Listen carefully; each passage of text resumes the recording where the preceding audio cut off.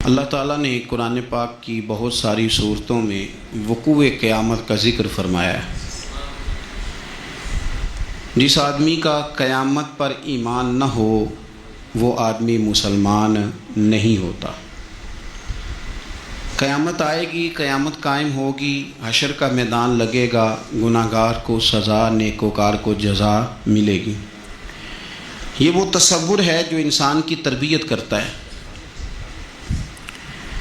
یہ وہ تصور ہے جو اسے زندگی میں چلنے کا طریقہ بتلاتا ہے، حلال حرام کے بیچ فرق کرنے کی اسے نصیحت کرتا ہے۔ اگر قیامت کا تصور زندگی سے نکل جائے تو پھر لوگ بالکل شترے بے مہار اور بے لگام ہو کے دنیا میں گھومیں گے۔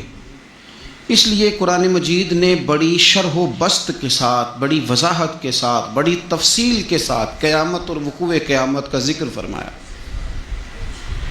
اور قرآن مجید کی متعدد آیات اور پوری صورتیں وہ بتلاتی ہیں کہ قیامت کا منظر بڑا سخت ہوگا، بڑا گمبھیر ہوگا، اور اس کے اندر انسان بڑا گھبرائے گا۔ قیامت کب آئے گی؟ قیامت کی تاریخ کیا ہے؟ اللہ اور اس کے رسول صلی اللہ تعالیٰ علیہ وسلم نے ہمیں دن بھی بتلایا ہے، تاریخ بھی بتلائی ہے، پر وہ آئے گی کب اس وقت کا تعین نہیں فرمایا، سن نہیں بتائی بس۔ اب بہت سارے بیوقوف دنیا میں پائے جاتے ہیں، اور ہمیں زیادہ تکلیف ہوتی بھی اسی بات کی ہے کہ لوگ امت کے اتحاد کے اندر بہت بڑا رخنہ ڈالتے ہیں ہر اس موقع پر کہ جس موقع پر اتحاد کی بات کی جا سکتی ہے، لوگ انتشار کی بات کرتے ہیں۔ یہاں بھی اس موقع پر بھی لوگوں نے یہ لکھا ہے کہ اگر حضور کو پتہ ہوتا کہ قیامت کب آئے گی تو حضور بتا نہ دیتے۔ اندازہ کریں۔ پھر لوگ کہتے ہیں کہ آپ اس آدمی سے بغل گیر ہوں، اس بندے سے آپ پیار بڑھائیں۔ میرے تو جو ابا جی کو ان پڑھ کہے میں تو اس سے پیار نہیں کرتا تو جو مدینے والے رسول کے علم پر اعتراض کرے۔ ہاں یہ یاد رکھیں، ہزاروں قومیں وجود میں آئیں دہر میں خشک و تر کے رشتے سے، پر ہم نے بنیاد دوستی رکھی یاد خیر البشر کے رشتے سے۔ ہم اس کے غلام ہیں جو حضور کا غلام ہے، لیکن اسے ہر مقام پر نبی پاک میں نقص نظر آئے تو پھر دشمن احمد پہ شدت کیجئے، ملحدوں سے کیا مروت کیجئے، اور شرک ٹھہرے جس میں تعظیم حبیب اس برے مذہب پہ لعنت کیجئے۔ یہاں بھی لوگ دیکھیں کہ بات کیا چل رہی ہے قیامت کی، اور آپ کیا تفسیر بیان کر رہے ہیں کہ حضور کو پتہ ہی نہیں تھا۔ یہ انداز آپ نے اختیار کیا ہے۔ قیامت کی علامتیں نبی پاک نے ہمیں بتا دیں، فرمایا کہ جب یہ معاملہ ہو جائے تو سمجھ لو پھر قیامت آنے لگی، سمجھ لو پھر قیامت۔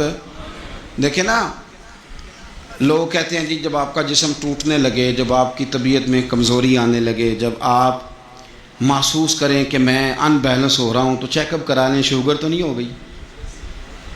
یہ اس کی علامتیں۔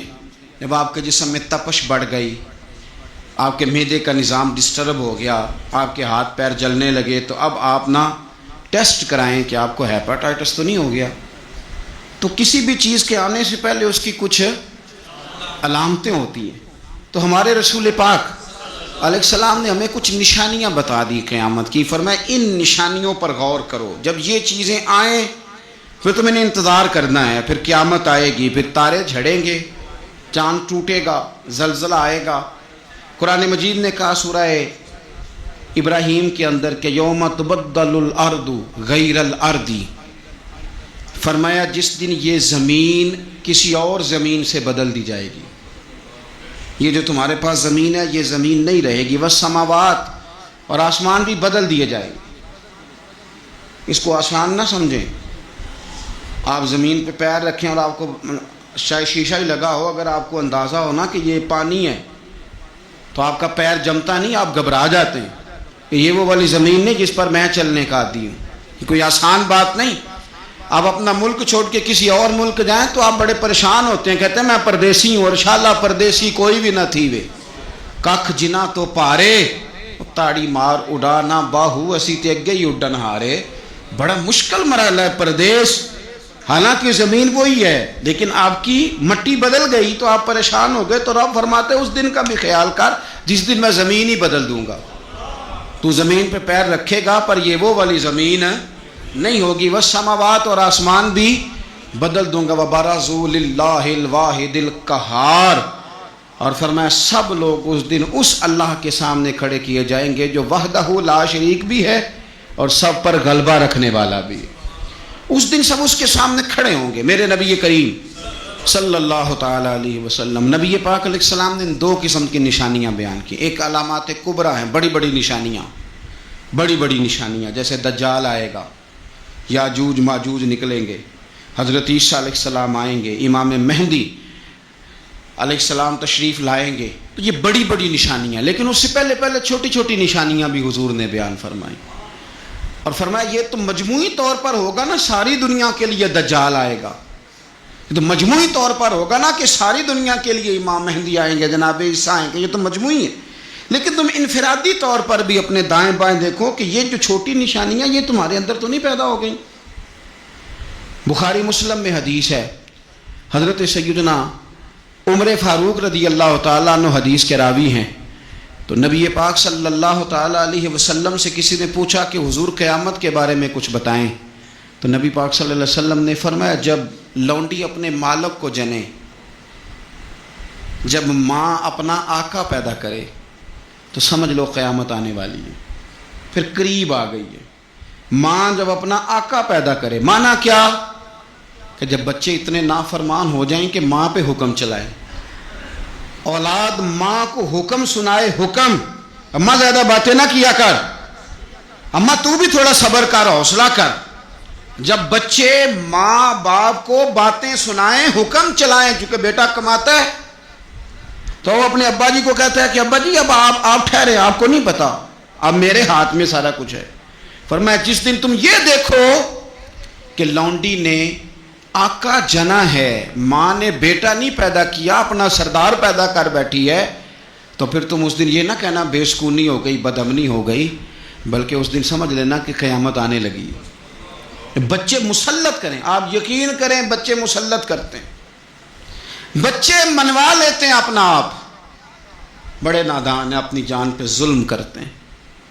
اور میں نوجوانوں کو ایک بات عرض کروں، ماں باپ کی بات ماننے کا نام ان کی خدمت نہیں، ان کو خرچہ دینے کا نام خدمت نہیں، بلکہ پتہ ہے رسول کریم علیہ السلام نے کیا فرمایا؟ فرمایا رضا اللہ فی رضا الوالد. تو سمجھ جا کہ تیرا والد راضی کس بات میں ہوتا ہے. اگر تو اس بات کو پا گیا، تو اس کی رضا کو اگر پا گیا تو پھر تیرا اللہ بھی راضی ہو گیا. تو یہ غور کر کہ والد گرامی راضی کس بات، ان کی رضا، ماں کی رضا. کے یار 2 یار بچوں سے چھوڑے جاتے ابے کے کہنے پر، 2 دوست نہیں چھوڑے جاتے، وال ابا کہتے ہیں ان کے ساتھ نہ بیٹھا کر، کہتے ابا جی یہ تو اچھے بنے. اس کی رضا کو پا جا، اس کی طبیعت کو پرکھ، تو محسوس کر کے یہ راضی کس بات میں ہوتے ہیں. تو ماں باپ کی رضا میں راضی ہو جا، تیرا رب بھی تجھ سے راضی ہو جائے گا. تو حضور نے فرمایا جب تم دیکھو نا، جب تم دیکھو کہ لونڈی نے آقا جنا ہے تو پھر تم قیامت کا انتظار کرو. اور میرے رسول پاک علیہ السلام نے دوسری علامت بیان کی، یہ بخاری مسلم میں بھی ہے، مشکات کتاب الایمان میں بھی ہے. حضور صلی اللہ علیہ وسلم فرمانے لگے جب تم دیکھو کہ ننگے پاؤں، ننگے بدن والے محتاج لوگ، بکریاں چرانے والے، ننگے بدن والے، ننگے پیروں والے، یعنی جن کے پاس پہننے کو کپڑا نہیں تھا، پہننے کو جوتا نہیں تھا، بکریاں چرا کے گزارا کرتے تھے، وہ جب محلات پر فخر کرنے لگے، جو بڑی بڑی کوٹھیوں میں رہنے لگے، تو پھر سمجھ لو قیامت آ گئی ہے. رکشا چلانے والے کا بیٹا جب وزیر بنے اور اس سے پوچھا جائے کہ کروڑوں روپیہ کہاں سے آیا، تو وہ کہو میرے تو پرائز بانڈ ہی بڑے نکلے ہیں، میں جو بھی خریدتا تھا نکل آتا تھا، جو بھی خریدتا تھا نکل آتا تھا. جب خربوں پتی آدمی سے پوچھا جائے کہ اتنا پیسہ کدھر سے ہے، تو کہ بھینسیں رکھی تھی، وہ بھینسوں سے پرافٹ ہوا ہے. ہم اللہ کے فضل پر معاذ اللہ کسی قسم کا کلام نہیں کرتے، لیکن میرے رسول پاک علیہ السلام نے فرمایا کل تک جس کے پاس جوتا نہیں تھا، پہننے کو کپڑا نہیں تھا، جب وہ محلات پر فخر کرنے لگے اور یہ بتانا اس کے لیے مشکل ہو جائے کہ میری کروڑوں اربوں کی جائیداد کہاں سے آئی، قوم کو لوٹ کر جب لوگ بڑے بڑے محلات پر فخر کریں، تو حضور نے فرمایا پھر یہ نہ سمجھنا ہماری معیشت خراب ہو گئی، یا پھر انتظار کرنا پھر قیامت آئے گی. پھر تم نے قیامت کا انتظار کرنا ہے، قیامت کا، قیامت آئے۔ حدیث سنیے نبی کریم صلی اللہ تعالی علیہ وسلم، یہ آپ نے علامتیں محسوس کرنی ہے، یہ بخاری مسلم کی حدیث ہے۔ ایک شخص نے نبی پاک صلی اللہ تعالی علیہ وسلم سے پوچھا کہ یا رسول اللہ صلی اللہ علیہ وسلم مجھے قیامت کے بارے میں کچھ بتائیں۔ حضرت ابو ہریرہ رضی اللہ تعالیٰ عنہ فرماتے ہیں کہ حضور پہلے ہی قیامت کے بارے میں گفتگو کر رہے تھے۔ اس نے پوچھا کہ یا رسول اللہ قیامت آخر آئے گی کب؟ اللہ کے حبیب علیہ السلام نے اس کو بھی بتایا، ایک تیسری علامت بیان کی۔ حضور فرمانے لگے جب امانت کو ضائع کیا جائے تو قیامت آ جائے گی۔ اب ذرا وضاحت دیکھیے میرے نبی کریم کی، جب امانت کو ضائع کیا جائے گا تو قیامت آ جائے گی، قیامت آئے گی۔ تو اس نے فوراً عرض کی حضور امانت کب ضائع کی جائے گی؟ حضور امانت کب ضائع کی جائے گی؟ تو نبی پاک صلی اللہ علیہ وسلم نے فرمایا جب امانت نااہل کے سپرد کر دی جائے، جب کرسی پہ وہ بندہ بٹھا دیا جائے جو اس کا اہل نہیں ہے تو قیامت آئے گی۔ جب کرسی پر نااہل آدمی بیٹھتا ہے، نااہل، تو پھر میرے نبی پاک نے فرمایا پھر قیامت آتی ہے۔ آپ اس کو چھوٹا نہ سمجھیں، ہمیں تو بس اتنا پتہ ہے کہ بندہ میری برادری کا تو میں نے ووٹ دینا ہے، ہمیں تو اتنا پتہ ہے کہ بندہ میری پارٹی کا تو میں نے ووٹ دینا ہے۔ نااہلوں کے سپرد کر دیا سارا کچھ، جنہیں خبر ہی نہیں تھی، اس قابل ہی نہیں تھے۔ حضرت ابو ذر غفاری رضی اللہ تعالیٰ عنہ وہ خوبصورت صحابی ہیں کہ جن کے تقوی کی گواہی حضرت عثمان غنی جیسے لوگ دیا کرتے تھے کہ یہ نیک اور پرہیزگار بندہ ہے۔ اتنے شاندار حضرت ابو ذر غفاری، اتنے بڑے آدمی۔ انہوں نے عرض کیا یا رسول اللہ صلی اللہ علیہ وسلم فلانے صوبے کا گورنر ٹھیک نہیں، تو آپ اس طرح کریں مجھے گورنر بنا دیں اس صوبے کا۔ تو نبی پاک علیہ السلام نے فرمایا ابو ذر تو نیک آدمی ہے، تو نفیس آدمی ہے، تو اچھا آدمی ہے، تو پرہیزگار ہے، لیکن حضور علیہ السلام فرمانے لگے تو گورنری کے قابل نہیں، یہ ایک بہت بڑی امانت ہے، بہت بڑی ذمہ داری ہے، تو اس ذمہ داری کو اٹھانے کی طاقت نہیں رکھتا، اس قابل تو نہیں ہے۔ محبت اور چیز کا نام ہے، قابلیت یہ بھی ہو سکتا ہے کہ کوئی آدمی کسی چیز سے مخلص ہو لیکن اس کی قابلیت نہ رکھتا ہو۔ قابل آدمی کو آپ بٹھائیں گے، مخلص ہونا اور ہے، قابل ہونا۔ ایک آدمی آپ سے بڑا پیار کرتا ہے پر وہ ڈاکٹر نہیں، تو دوائی اس سے لیں گے کہ ڈاکٹر سے لیں گے؟ تو آپ کہیں ڈاکٹر تو میرا واقف ہی نہیں، میں نے تو یہ پیار بڑا کرتا ہے دوائی اسی سے لینی ہے۔ بھئی محبت اور چیز ہے، قابلیت ہم نااہلوں کے سپرد مانتے کرتے ہیں، یہ مان جانا چاہیے ہمیں۔ ملا رومی نے ایک بڑی خوبصورت بات لکھی ہے، بڑی خوبصورت، اور فرماتے ہیں ایک بادشاہ نے باز رکھا ہوا تھا، باز بڑا تنگ تھا بادشاہ سے۔ تو باز جو ہوتا ہے نا اس کے ناخن بڑے ہوتے ہیں، اس کے پر بھی بڑے ہوتے ہیں، اس لیے کہ اس نے پنجوں کے ساتھ اپنا شکار پکڑنا ہوتا ہے، پروں کے ساتھ پکڑنا ہوتا ہے، تو اس کے ناخن بھی بڑے بڑے تھے، پر بھی بڑے بڑے تھے، پر وہ بادشاہ سے تنگ بڑا تھا کہ یہ جو ہے اس نے مجھے قید کیا ہوا ہے۔ ایک دن پنجرا کھلا تھا تو باز اڑ گیا، ایک بوڑھی اماں کے گھر چلا گیا۔ بوڑھی نے بڑا پیار کیا، پہلے تو تھپکی دی، پھر چوری کھلائی، پھر بڑی محبت کری۔ باز اس سے بڑا راضی ہوا، اس نے کہا یہ اماں ٹھیک ہے، قید تو نہیں نہ کرتی، چوریاں بھی کھلاتی ہے، پیار بھی بڑا کرتی ہے۔ تو اماں ایک دن کہنے لگی کتنا بیوقوف تھا بادشاہ جس کے پاس تو رہتا تھا، تیرے نہ کبھی ناخن کاٹے نہ تیرے بال کاٹے۔ اس نے اس طرح پکڑا اور پہلے اس کے ناخن اتارے، بڑا چیخا، بڑا چلایا کہ میرا تو کمال ہی میرے ناخنوں میں ہے۔ انہیں کاٹ ڈالے، پھر اس نے کینچی لی اور اس کے پر کاٹے، کیونکہ دیکھو کتنا برا حال کیا ہوا ہے۔ اب وہ نہ شکار پکڑنے کے قابل رہا نہ اڑنے کے قابل رہا، حالانکہ اماں نے کیا پیار ہی ہے، لیکن وہ پیار کر سکتی تھی، باز رکھ سکتی، اس کو رکھنے کے لیے کچھ صلاحیتیں، کچھ خوبیاں چاہیے۔ بادشاہ ڈھونڈتے ڈھونڈتے اس کے گھر آگے آ کے دیکھا تو اس کا برا حال ہے، اس کے قریب آیا تو وہ باز رونے لگا، تو کہنے لگا مجھے واپس لے چل، تیری قید ہی مجھے اچھی ہے۔ تو اس نے کہا تو یہاں کیوں پڑا؟ کہنے لگا یہ پیار بڑا کرتی تھی لیکن اسے پیار کرنا آتا ہے پر باز رکھنا نہیں آتا۔ جو باز رکھنے کا انداز ہے وہ اور ہے، پیار کرنے کا رنگ اور ہے۔ ہمارے ہاں لوگ کہتے ہیں بندہ اچھا بڑا ہے، میں کہتا ہوں اچھا ہونا اور بات ہے اور کسی عہدے کے قابل ہونا اور ہے، اور بات ہے۔ تو جب نااہل کے ذمے کام لگائے جاتے ہیں تو پھر کیا ہوتا ہے؟ پھر قیامت آتی ہے نااہلوں کے ذمے۔ 6 نشانیاں حضور نے اور بیان کی بخاری مسلم میں۔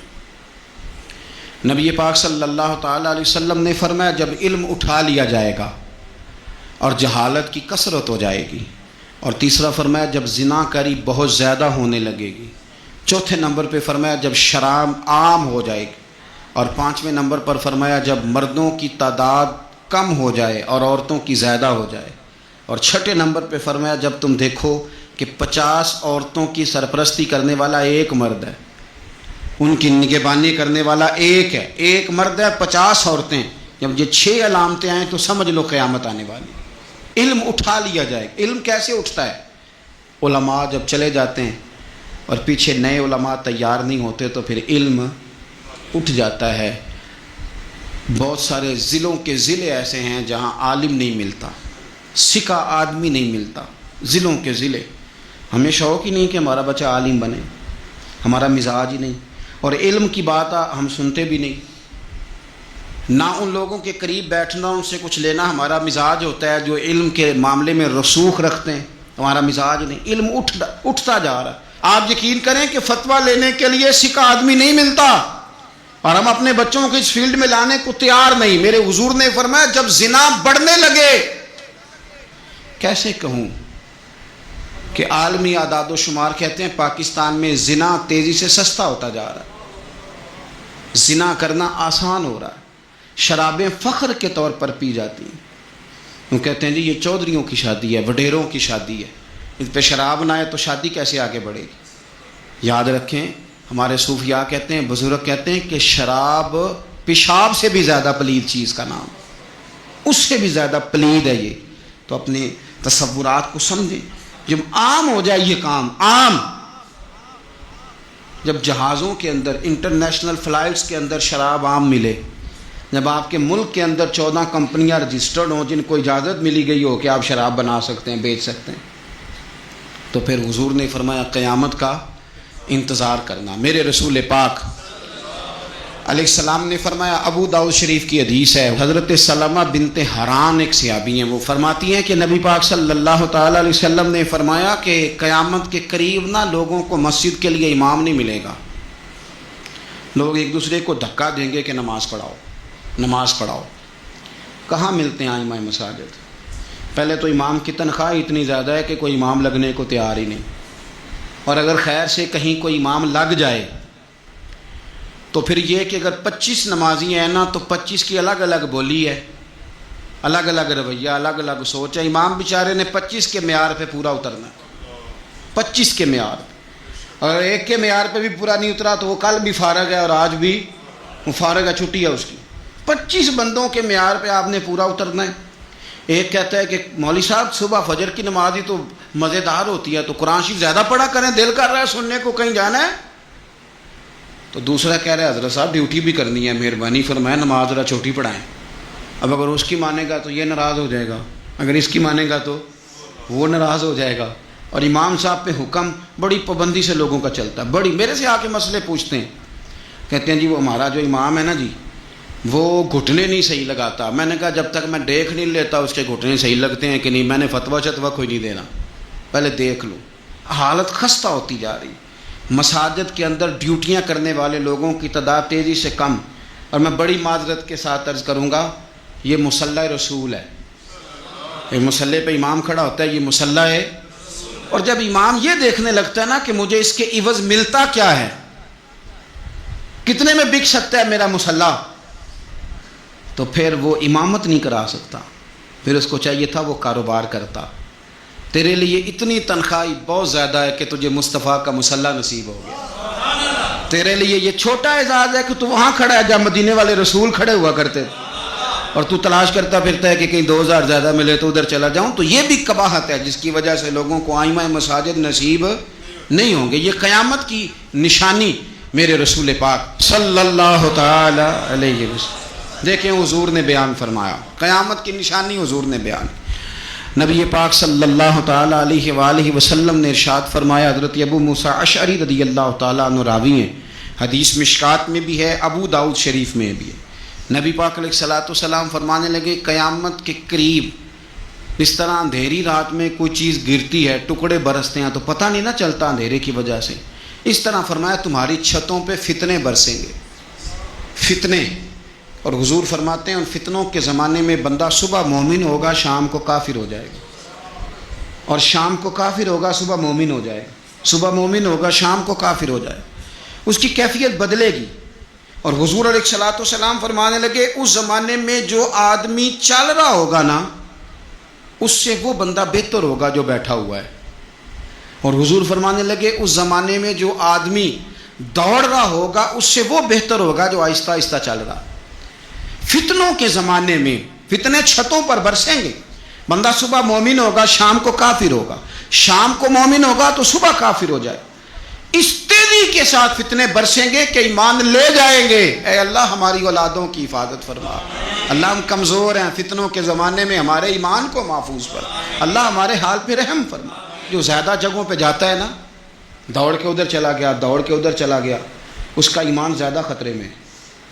اور جو بیٹھا ہے ایک جگہ جم کے بیٹھا ہے، سکون سے بیٹھا ہے، آج بیماری نہیں لگ گئی، لوگ کہتے ہیں میں نے اس کی بھی تقریر سنی، پھر میں نے اس کی بھی سنی، پھر میں ادھر بھی گیا، الجھ گئے، ختم ہو گئی بات۔ جب تک وہ ایک جگہ جمے ہوئے تھے ان کا ایمان محفوظ تھا۔ یہ میں نہیں کہہ رہا، یہ مدینے والے رسول نے فرمایا ہے، یہ نبی کریم نے فرمایا ہے۔ اور جب تو ادھر بھی گیا، تو ادھر بھی گیا، تو نے اس کی بھی سنی، میں ناقدین کی بھی سنوں گا، میں اس کی بھی سنوں گا، تنقید کرنے والے کی بھی، اور ہم نہیں کسی کی بھی سنتے۔ ہمیں ڈاکٹر اقبال، علامہ اقبال نے مشورہ دیا تھا، یہ دور ہی نکتہ چی ہے، کہیں چھپ کے بیٹھ جا، اور جس دل میں تو مکی ہے وہیں چھپ کے بیٹھ جا۔ میں کہا چپ کر، دائیں بائیں جانے کی ضرورت نہیں۔ اور مرشد دے دروازے اتے محکم لائیے چوکاں، محکم کا معنی پکیاں۔ میاں صاحب کہتے ہیں مرشد دے دروازے اتے محکم لائیے چوکاں، امی نویں نویں نہ یار بنائیے وانگ کمینے لوکاں۔ یہ تو کبھی ادھر نکل جاتا ہے، کبھی ادھر نکل جاتا ہے، تیرا ٹھکانہ ہی کوئی نہیں۔ تجھے تیرے رسول کریم نے فرمایا ہے اگر بچنا ہے تو کہیں جم کے بیٹھ جا، ہاں اگر بچنا ہے تو کہیں جم کے بیٹھ جا، جم کے بیٹھ جا، پھر دیکھ تیرے لیے۔ میاں صاحب کہا کرتے تھے، میاں صاحب فرمایا کرتے تھے در مرشد دا چھوڑی نہ ہی۔ یہ میں کسی پیر کے لیے یا اپنے لیے نہیں پڑھ رہا، یہ آپ سمجھ لیں مرشد کامل کے لیے پڑھ رہا ہوں۔ وہ کہتے تھے در مرشد دا چھوڑی نہ ہی، نہیں تے ہو جاویں گا روگی، تے جیڑی بکری اجڑوں وچھڑی یو بگیاڑاں جوگی۔ جیڑی بڑے بڑے بگیاڑ بیٹھے ہیں، بڑے بڑی لمبی چوڑی حدیثیں سنا کے باتیں، بڑے بڑے بگیاڑ، تو کسی کے قابو آ جائے گا، تیرے اندر طاقت نہیں بچنے کی، تو بس کر، یہ دور نکتہ چی ہے، تو کہیں چھپ کے بیٹھ جا، اور جس دل میں تو مکی ہے وہیں چھپ۔ 23 سال ہو گئے تھے بابا فرید الدین گنج شکر کو خواجہ قطب الدین کے پاس رہتے ہوئے۔ تو ایک یار اس رنگ کو، یہ ایک مزہ ہے، یہ جو ساری دنیا دیکھنے کا چسکا ہے نا، اور ساری یہ خراب کر دے گا۔ 23 سال ہو گئے تو خواجہ قطب الدین صاحب کی خدمت میں کسی نے کو بندہ آیا دلی میں، تو اس نے آ کے بابا فرید سے پوچھا فلانے محلے جانا ہے، تو آپ فرمانے لگے مجھے نہیں پتا۔ تو وہ کہنے لگا آپ بھی نئے آئے ہیں؟ فرمایا نہیں 23 سال ہو گئے۔ تو اس نے کہا پھر آپ کو پتہ ہی نہیں؟ تو فرمانے لگے 2 گلیوں کا پتہ ہے، ایک جو مرشد کے گھر جاتی ہے، دوسری جو واپس آتی ہے۔ مرشد دے دروازے اتے محکم لائیے چوکاں، ایویں نویں نویں نہ یار بنائیے وانگ کمی۔ تو اگر فتنوں سے بچنا ہے تو آپ جم کے شریعت پر، دین پر اچھے طریقے، فتنوں سے بچیں، نئی نئی کہانیاں سننے سے بچیں۔ جو نئے لوگ آ جاتے ہیں نا نیا میک اپ کر کے کہ ہم اصل چیز لے کے آئے، اصل نہ بھائی، اصل وہی تھا جو داتا علی اجویری لے کے آئے تھے، اصل وہی ہے جو معین الملت والدین عطائے رسول خواجہ معین الدین چشتی لے کے آئے، اصل وہی ہے جو حضرت بہاءالحق نقشبند بخاری نے بتایا، اصل وہی ہے جو شیخ شہاب الدین سہروردی نے بتایا، اصل وہی ہے جس کی تبلیغ غوث اعظم جیلانی نے فرمائی، جنہوں نے اپنی محبت کے ساتھ لوگوں کو دین کے اندر لا کر کے لوگوں کی روحوں تک مذہب اتارا۔ تو فتنوں کے زمانہ، یہ قرب قیامت کا زمانہ ہوگا، بھانت بھانت کی بولیاں، نئی نئی کہانیاں، ہمیں کیا لگے ان کہانیوں سے، ہم نے تو یہ بات سمجھ لی ہے، یہ بات ہمارے دل میں بیٹھ گئی ہے کہ بعد از خدا بزرگ توئی کس کا مختصر۔ اس پر جمے رہیں، اس پر قائم رہیں، اسی پر اللہ کی بارگاہ سے خاتمہ بالخیر مانگیں۔